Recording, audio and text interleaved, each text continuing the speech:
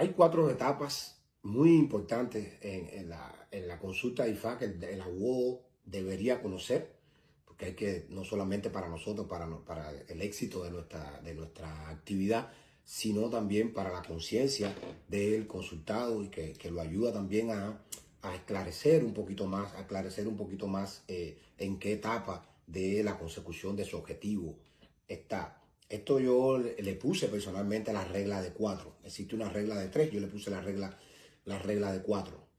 Porque se divide en 4 etapas. La conexión con la bendición, en este caso, la conexión con la bendición, el sacrificio personal, la intervención de las deidades, no importa cuál sea la religión, lo mismo si eres musulmán, si eres yoruba, no importa, con las deidades, con el Dios que tú creas. Y la cuarta, el éxito en sí, o sea, la productividad de ese éxito. Y el abogado, cuando consulta una situación, cuando consulta a una persona que viene por un objetivo, el abogado tiene que conocer el recurso que ubica ese acontecimiento en una de estas 4 etapas. Son muy importantes estas 4 etapas porque en estas 4 etapas hay cosas que hacer. Hay cosas que hacer que son muy diferentes. Hay acciones a tomar que son muy diferentes. Hay una visión muy diferente en estas 4 etapas. Por eso hay veces que llega una consulta y una persona llega a la consulta y dice, mira, yo quiero tener hijos. Yo vengo aquí para tener un iré de hijos. Y esa persona no ha hecho nada por tener hijos. No tiene esposa, por ejemplo. No tiene esposa o no tiene esposo. Entonces, eso ubica a la persona en una de estas 4 etapas que son etapas universales. Etapas, yo les puse las etapas del éxito. Entonces, el abogado tiene que saber cada vez que consulte IFA en cuál de estas etapas está la persona. En el próximo video vamos a ahondar un poquito más en este maravilloso mundo de estas 4 etapas. Tanto el abogado como el consultado tenemos que saber que estas 4 etapas son muy importantes y una depende de la otra. Si yo tengo un objetivo, lo primero que debe pasar es que ese objetivo, eso que yo quiero alcanzar, tiene que estar en mi destino. Esa es la primera etapa. A eso es lo que yo le llamo el contacto, el primer contacto con esa bendición que nosotros perseguimos. Primero tiene que haber un contacto. Después de esta primera etapa viene la segunda etapa y para mí es la más importante, que es el sacrificio personal.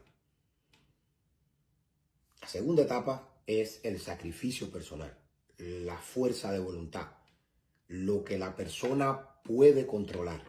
Nosotros sí podemos controlar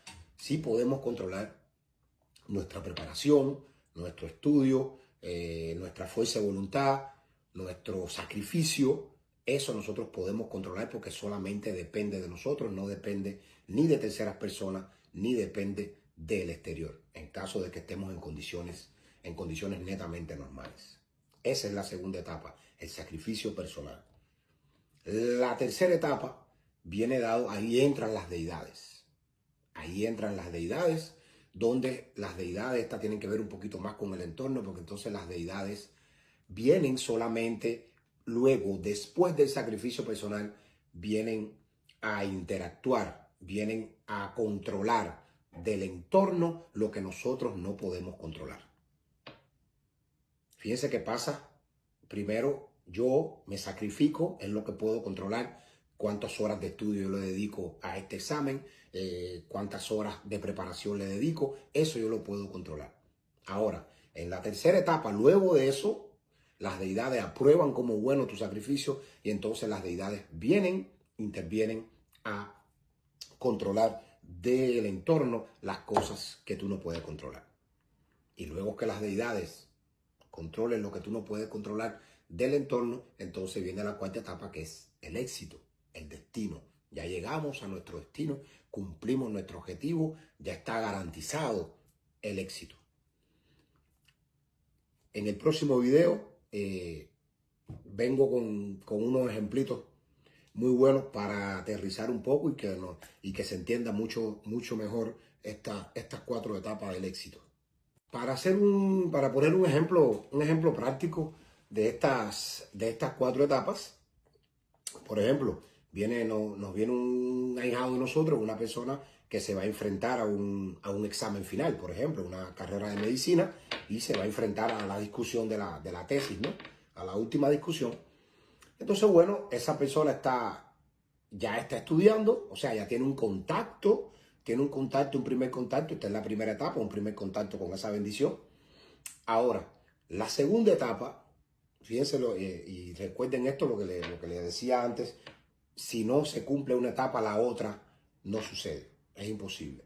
Entonces viene la segunda etapa de que, bueno, mi ahijado está enfrente mío y, bueno, mi ahijado debe haber estudiado, porque mi ahijado, no hay ninguna deidad que va a hacer que mi ahijado se prepare. Entonces, primero tiene que haber, mi ahijado ya estudió, mi ahijado lleva días y noches estudiando, lleva días y noches preparando, se preparó en el trayecto de toda su carrera, 5 años, digamos, ya mi ahijado cumplió su parte. Ya mi ahijado cumplió su parte, su sacrificio personal. Entonces ya las deidades, en el Dios que usted crea, no importa cuál sea, ya las deidades ven como bueno ese sacrificio. Entonces las deidades, en este caso de nosotros los aguó, en los aguó llegan las deidades en la consulta, aparecen las deidades diciéndote: yo garantizo, yo voy a garantizar el éxito este. ¿Cómo voy a garantizar el éxito? Controlando del entorno lo que tu ahijado no puede controlar. Por ejemplo, en un panel, un jurado, el jefe del jurado que va a evaluar la tesis, tuvo un mal día. Llegó de mal humor y no está dispuesto a tolerar ninguna sola falla en el discurso de mi ahijado. Mi ahijado no puede controlar eso, porque eso forma parte del entorno el cual él no puede controlar. Ahí están nuestras deidades para controlar esa parte, para hacer que ese día el jefe del panel llegue contento y vea con buenos ojos la exposición de nuestro ahijado. Mi ahijado no puede controlar que en el examen haya un compañero que esté fijándose de él, esté mirando su prueba, y que el profesor que está cuidando la prueba se equivoque y piense que es él el que está cometiendo fraude. Eso no lo puede controlar mi ahijado, por mucho que se haya preparado. Ahí entran las deidades. Ahí es importante. Ahí las deidades llegan a controlar esa parte. Entonces, cuando las deidades controlen esa parte, entonces el éxito será rotundo. El éxito está garantizado. En el próximo video vengo con otro ejemplo para ilustrar estas 4 etapas que yo le digo la regla de 4.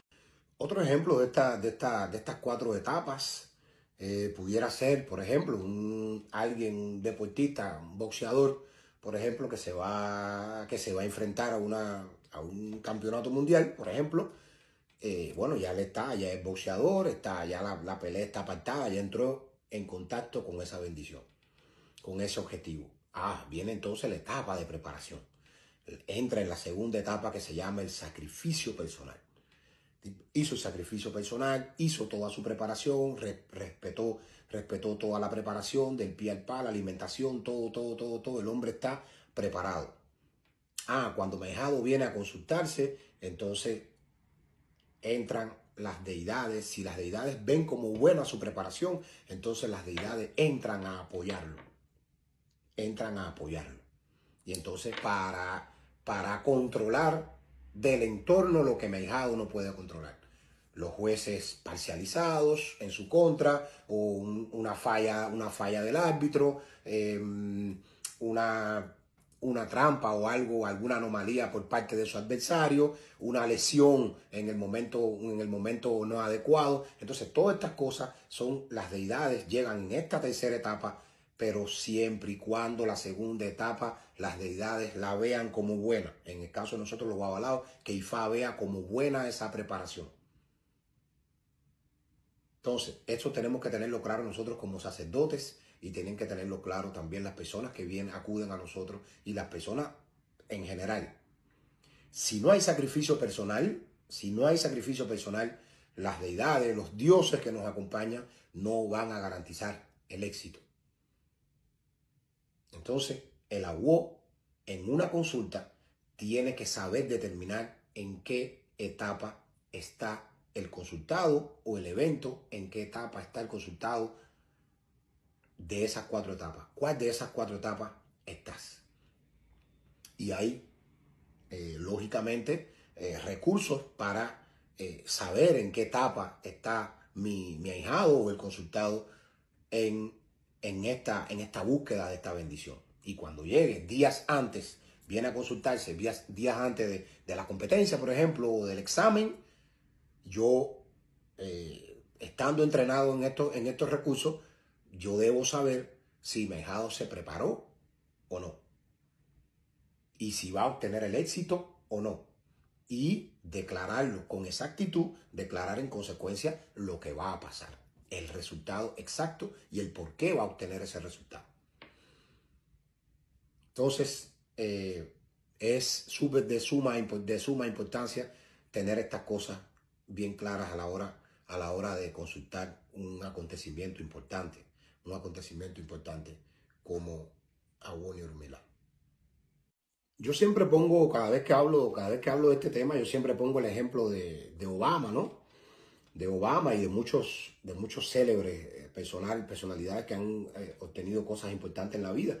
Y bueno, llegó a ser el primer presidente negro de los Estados Unidos por 2 mandatos máximo y no es avalado, no tiene hecho santo.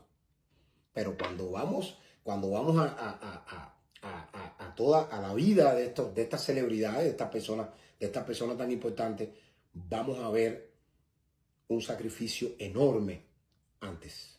Un sacrificio enorme. Se prepararon, se educaron, estudiaron, se prepararon, hicieron su sacrificio personal. De ahí la famosa frase, ayúdate que Dios te ayudará. O sea, controla primero lo que tú tienes que controlar, que es tu preparación.